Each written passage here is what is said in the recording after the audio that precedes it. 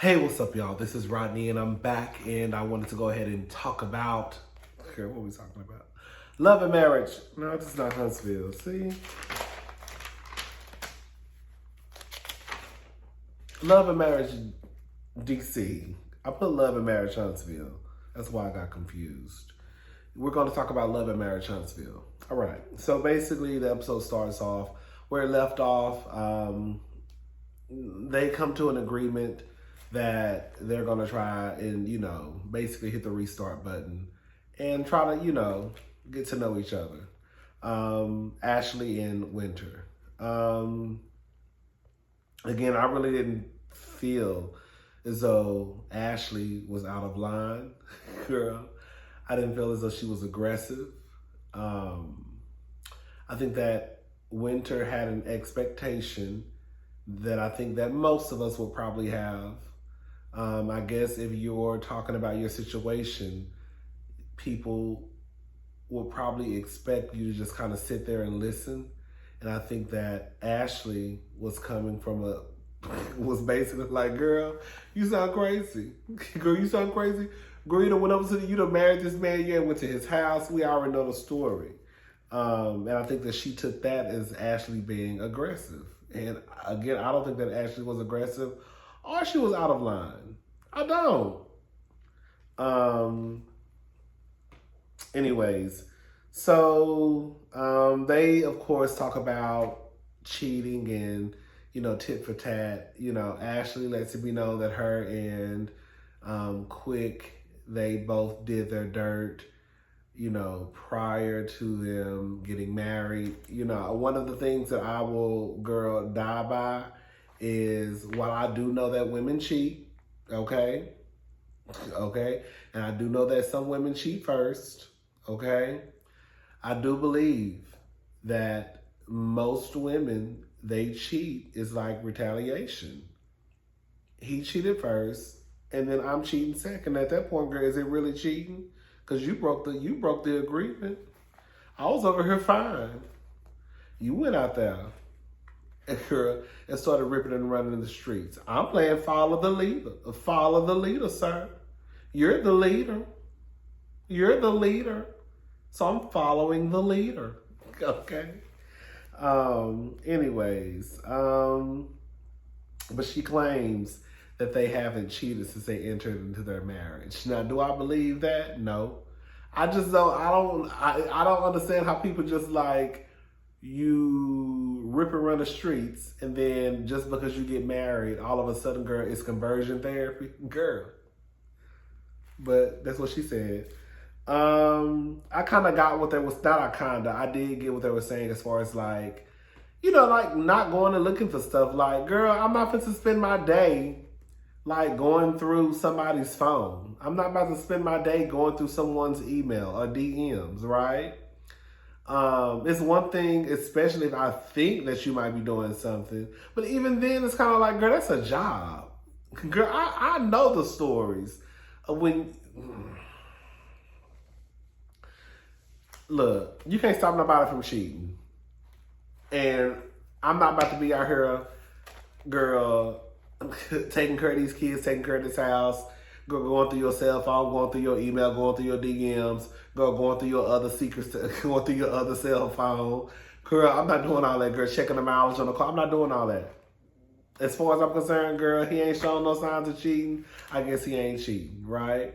I think that Arena is more so on some, girl, ignorance is bliss. That may be what Ashley's on too. What most people are probably on. I don't know, girl. I don't know. I feel like Arena is probably on some ignorance is bliss.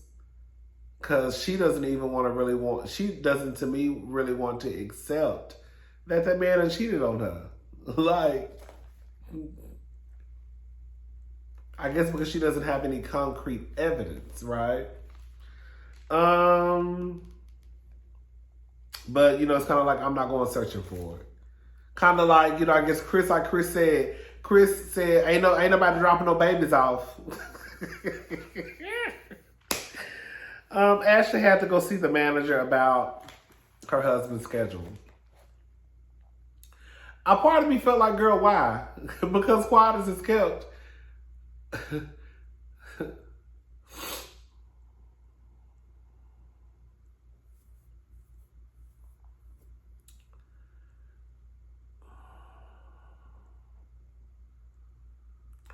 I don't know how that setup is. I don't know how that situation is set up. But I know, like, I'm assuming. Oh, excuse me, I'm so sorry. Hopefully, I feel better in the next few days. I'm trying to give y'all what I can give y'all. Work with me, please. Um, I don't know how they're set up. The situation is set up with Quick and his manager, as far as, like, you know, does he receive a percentage? I'm assuming that he does. Not I'm sure. I'm assuming that he does. Does he receive a percentage off of the bookings? How many bookings? I don't know. It's just, I feel like Ashley's wasting her breath and her gas. Girl, gas is high, girl. You wasting your gas and your breath because you going up there talking to this man about your husband's schedule. He know your husband's schedule. And he know the money that your husband making too. And he know he probably getting a cut of that money. So, girl, the more gigs he work, the more money he make, the more money I make. So, it's just kind of like, girl, you going up there telling him about Quick schedule, or you trying to pencil in some time, or he need to give up some gigs. Girl, he don't need to, girl, you talking to the wrong person, because he don't care. That man been managing Quick for how long? You think some shit about to change now? Anyways, the Samuels, they take a trip to Africa. Marceau, this is how you're supposed to do it. This how you don't go to Africa by yourself and leave your family in Huntsville, Alabama. You take your family with you to experience the motherland. Okay. Marceau went to the motherland and tried to convince us that it was a third world country. They have no cell phone reception. Yeah, y'all be wondering why I be on their ass the way I be on their ass.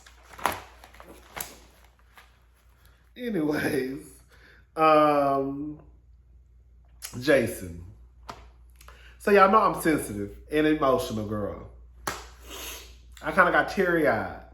When I tell you I absolutely fell in love with Jason, and most importantly, I fell in love with Arena this episode. When I tell you I love me some Arena, girl, you know I didn't know how to say her name the first 3 episodes. I learned in this episode. When I tell you I love me some Arena, I really, really do.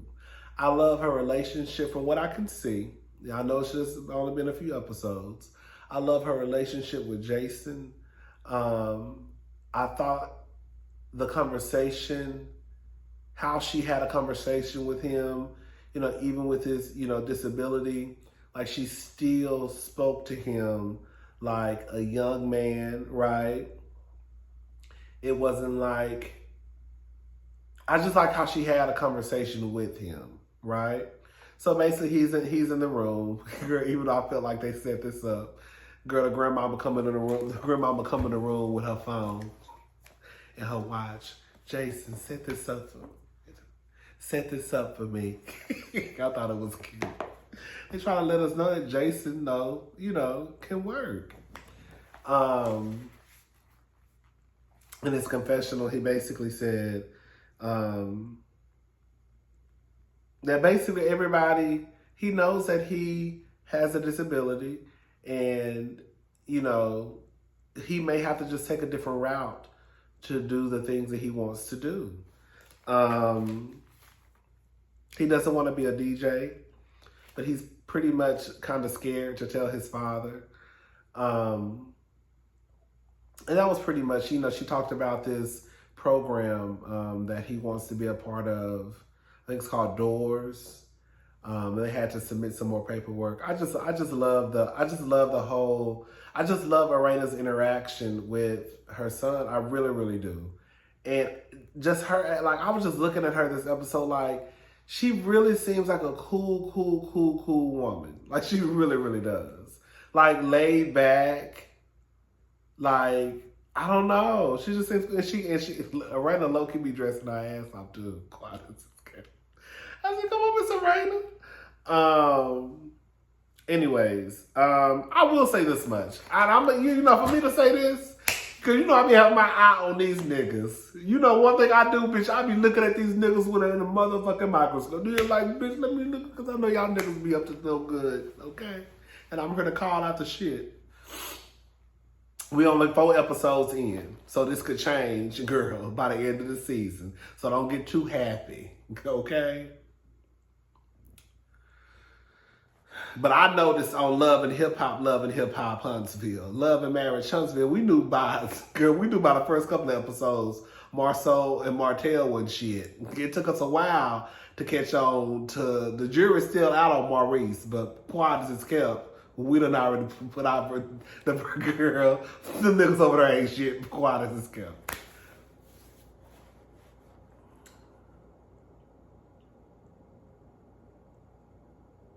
The niggas on this show, I'm gonna talk about Jamie and Quick. That don't seem too bad. They trifling, they cheat. Everybody, at this point, it's kind of like, girl, everybody cheat. At some point, I'm kind of like over the cheating shit, quiet as it's kept, because it's kind of like, everybody cheat. Everybody cheat. Everybody out in these motherfucking streets cheating. Quick don't seem like that too bad of a, he really don't seem that bad of a, so I can't even get it out. See, I ain't never gave no nigga no props like this before, okay? Quick seems like a decent person, he do. Now, does he need to brush up on his fathering skills? Absolutely. I'm just going by what his wife say. In the very first episode, he had a cup that said, go ask your mother. So does he need to brush up on his parenting skills? Absolutely. We all have room for improvement. I feel like that's its room of improvement. But outside of that, he does not give me so far, only 4 episodes in, that he's like a trifling, low-down, dirty man. I was like, okay. So far, I'm rocking with Ashley and Quick. Jamie, he seems to me like he used just to be just a bona fide whore. Sorry. But even with him, he doesn't give me like he's just a low-down, trifling, dirty, just misogynistic, sexist, barbaric, like built in the 1950s. Like he don't give me Maurice. I'm sorry, he don't give me Marceau. He don't give me Martell as of yet. See, I felt like when I watched Love and Marriage Huntsville, I got that from them niggas, girl, at the very start of season 1. You see what I'm saying? Again, we're only on episode 4. So this don't really mean shit, quiet as it's kept, what I'm saying. Because they really could be just like the other niggas. But that don't seem too bad so far. That's basically what I'm trying to get to. They don't. And I'm going to I know some of y'all going to be surprised at what I got to say at the end when we talk about Chris and Monique. Anyways, he doesn't want to be a DJ.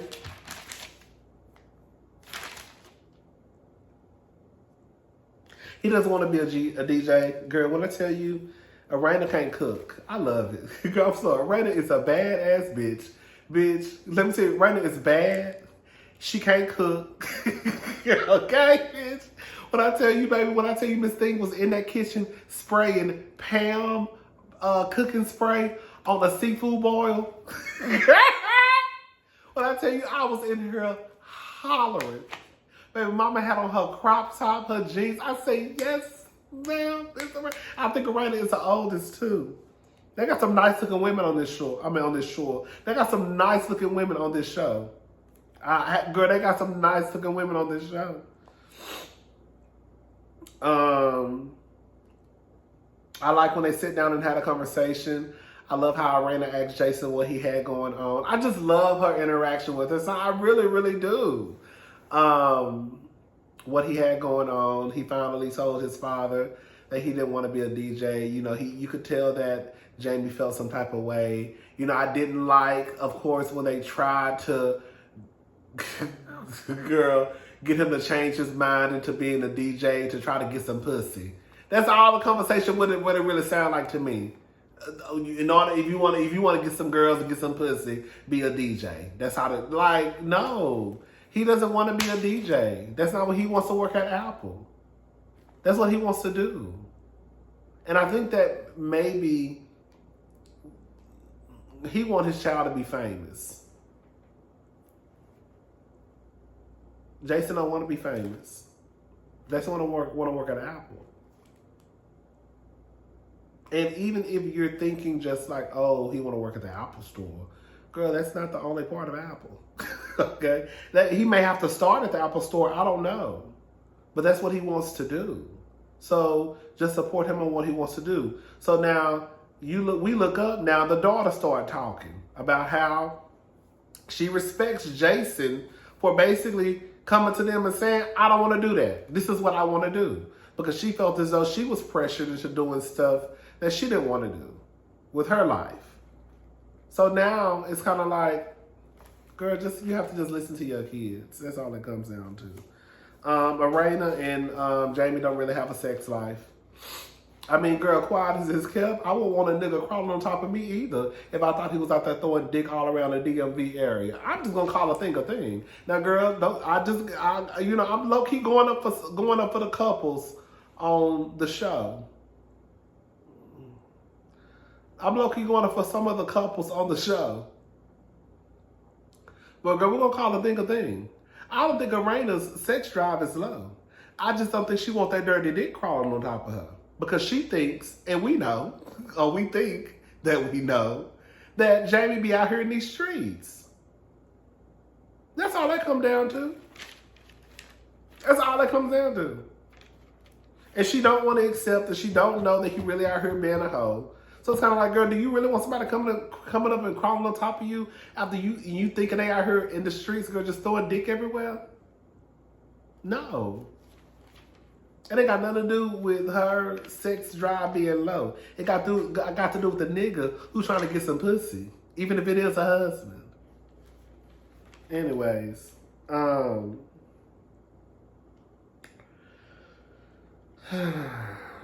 Winter and Arena meet up. Arena trying to convince me, girl. Now y'all know I love me some Arena. Arena trying to convince me that she ain't never fucked around on Jamie. She just was flirting in the DMs. I said, okay, girl, that's my girl. So that's the story we gonna say, and then we gonna stick beside her. So if Arena said that she ain't never fucked around on Jamie, and she only was flirting with niggas in the inbox, then Arena, she ain't never fucked around on Jamie, and she only was flirting with niggas in the inbox. Is that what we said? That's what we saying? Did I get it right, Arena? You didn't cheat? Okay, girl. You just was flirting in the inbox? Okay. So Arena was not cheating. She already said it, and I believe her. Okay. Good for you.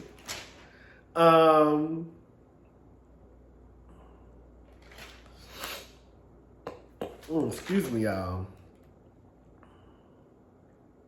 I know some of y'all I used to hate, like when my mama never used to do that when I was younger, that scratching the throat. Oh my God. And now I'm doing it. Monique and Chris.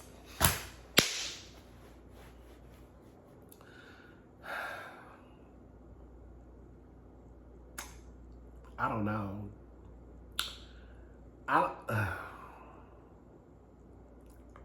Y'all already know how I feel about Chris. I think that Chris, based off what I've seen on that other show, my opinion still stays the same. It still remains the same.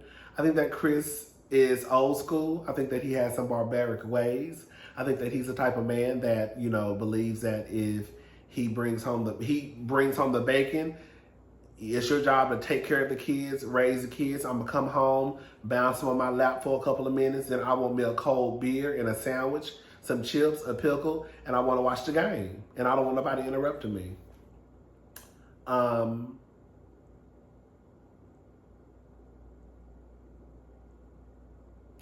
just wonder, who did Monique think she was marrying? I think that she wants Chris to be this open and honest with his feelings, and I don't think Chris is capable of being that person right now, maybe in the future. I think that Monique wants this share your feelings with me. What are you feeling? And I think that Chris, I really do believe this. I think that Chris is trying his hardest for what he's capable of doing to give Monique what he thinks that she wants. But him trying his hardest is still not meeting Monique's expectations. And I think that's where the disconnect comes in at. I really do. I think Chris is just this nigga who's set in his ways. And even with him being set in his ways, I still think that he's still trying. I do think that Chris is trying. But I don't think that Monique thinks that Chris is trying hard enough. I also can understand Monique's frustrations too, because if you go back to the first episode, I think that Chris is one of those people where, like, when he doesn't want to talk about it, it's like, okay, I'm sorry. What was the argument about the writing the list down? I felt like he was trying to cut her off and try to, like, girl, I'm done talking about that. So I can get her frustrations too. I just feel like, girl, you not gonna have, girl, you gonna fuck around and not have no husband. If that's the game plan, then let me know, girl. That's what I feel like the game plan is, mamas. Mamas, I think the game plan is, girl, you don't want no husband, cause girl, you gonna fuck around and go down on TV and lose your man over a little check. I hope you got your shit in order. Because the way it's looking. Girl, and Monique, I hate to say it, she does give me, like, I got to get the last word. She gives me very much controlling tease. She gives me, it has to be my way or no way. And it's almost like, girl, I'm not trying to take up for Chris, but girl, what nigga did you think you was marrying? Like, I think Chris has been the same nigga since you met him. I'm not trying to make an excuse for him not trying to be better in his marriage. But I do think at some point we have to sit back and say, girl, who did you think you was marrying? Like, did you really think you was marrying this open, in touch with his feelings type of man? Because, bitch, I've been saying since y'all first got on, I ain't gonna say when y'all first got on Real Housewives of Potomac, but I've been saying since I watched season 3, when I started paying attention to Chris and his ways, that Chris one of them type of niggas. I just want you to be at home barefoot and pregnant. I'm gonna bring the money home. You take care of the kids. And that's what it's gonna be.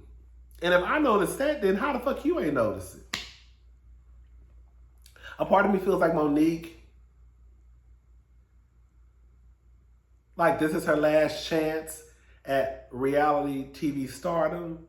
And I think that the producers probably told her that, girl, you're going to have to be open and honest about your marriage. And I think that that's why she's pushing Chris to, like, go there. And I think that Chris is trying to go there to the best of his ability. And this is the best it's going to get. And I think that, have you noticed, it's kind of sad. I hate what I'm about to say. I feel like Chris be shutting down sometimes too. Like, okay, she about to start. A part of me feel like Monique low-key hell on wheels in that house. But that's just me. Monique, girl, you better get it together, honey, girl. All right, I'm done. I'll talk to y'all later. Bye.